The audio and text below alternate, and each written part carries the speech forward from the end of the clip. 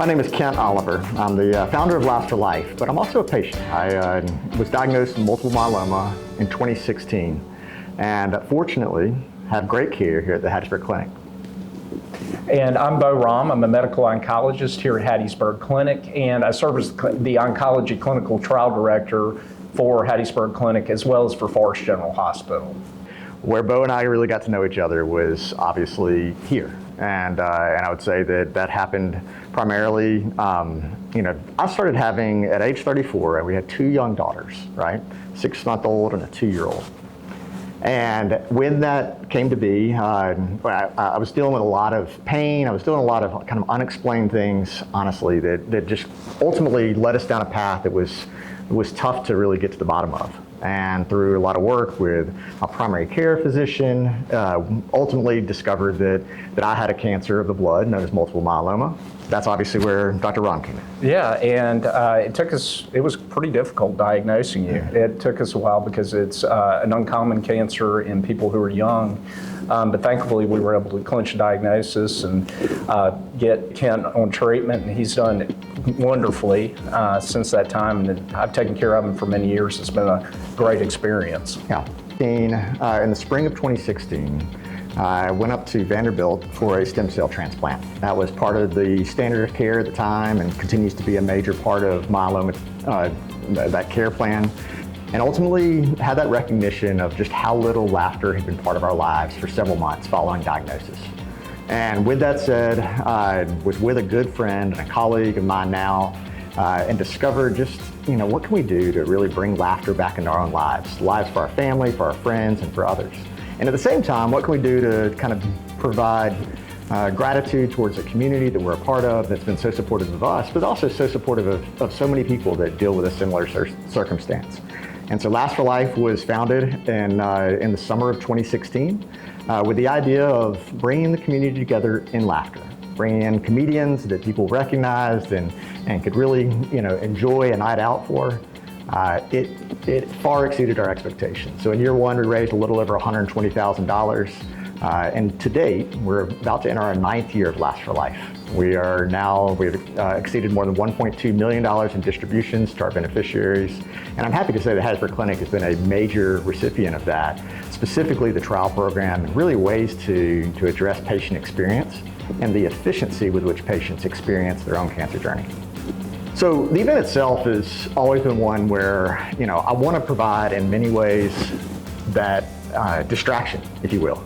And so that being said, at its simplest form, providing that distraction for laughter and for smiles for those that are experiencing cancer, to me, that's a powerful thing. But then to take it a step further and you think about what the beneficiaries have been able to do with the dollars they've received. And specifically, when we think about kind of what it's meant for the clinic, we've done a few really unique things, and I love talking about some of these. Early on, we really focused on patient experience, and we looked at what does it mean to have a navigator, and so we helped fund the founding of a navigator here within the cancer center. We worked closely with Forest General on palliative care education. And that's a huge component of really showing empathy as a physician and a provider for those that are experiencing those difficult circumstances in life. And then it's advanced further. I really think about Dr. Rom and I early on, we started talking about what do we do to expand this trial program, but really to do so in a way that not only took some of the burden off of your staff, but obviously opened up the doors for patients to experience new treatments that may otherwise not be available, here. And we're so fortunate to have this facility here in Hattiesburg and to have the reach that we have. And so Labs for Life in a very, very small way. We're proud of what we've done, but it's really the efforts that have occurred within the clinic to expand that program and really to understand that we're all on the same page and trying to make the experience a better one for all patients involved. Yeah, and I think Kent's been very modest there. I think that Labs for Life has been such a important part of our clinical trial program.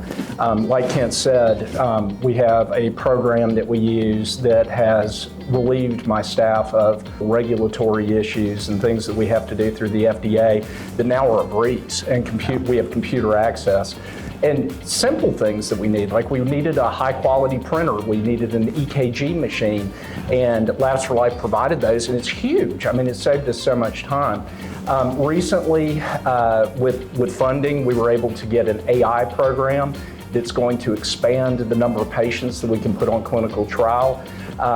Just since you've been helping us, we've gone from basically 10 to 20 patients a year on clinical trials. This past year we had 56. This year we may have 80 to 100 patients on clinical trial.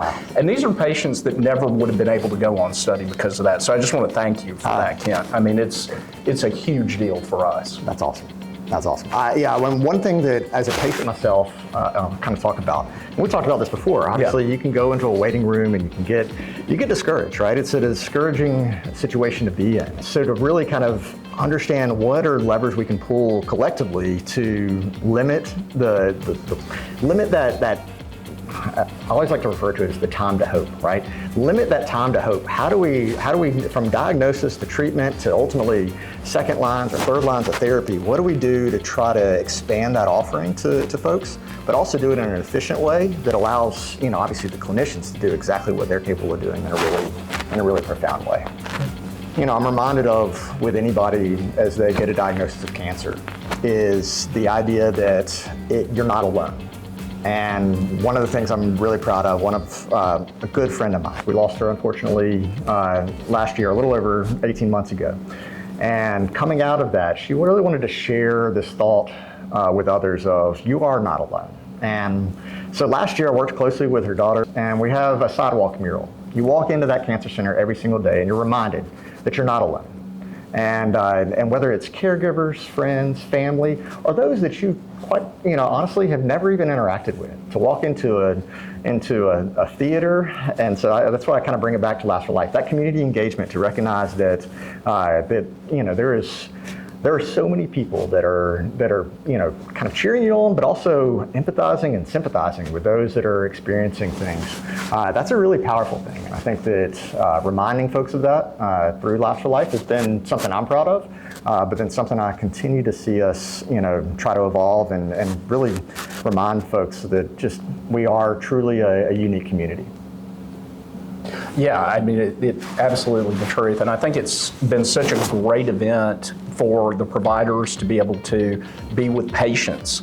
And we get to see our patients and be with our patients at the event and get to see them outside of the clinical setting. And I think it really makes us closer. And it makes me a better physician when you get to know your patients better. Yeah, absolutely. So Dr. Rahm, I guess it was last year sometime, we started talking about what are things we can do from Labs for Life to impact that patient experience, and specifically the trial program. And one of the things you talked about was obviously evolution and technology is such a critical component of that. AI, technology, and other things to open up the door for patients to experience trials. So talk a little bit about kind of what that has meant here and kind of what that process is looking like now. Sure. So I went to the American Society of Clinical Oncology meeting. I go to it every year as a clinical trial investigator. And I met with several AI companies, and we're using artificial intelligence now, thanks to Labs for Life, the funding from that. And we are able to find patients that we would have missed previously, that would have missed an opportunity to go on a first, second, or third line trial. So with this technology, we're able to generate a list of patients who are potential candidates for trials.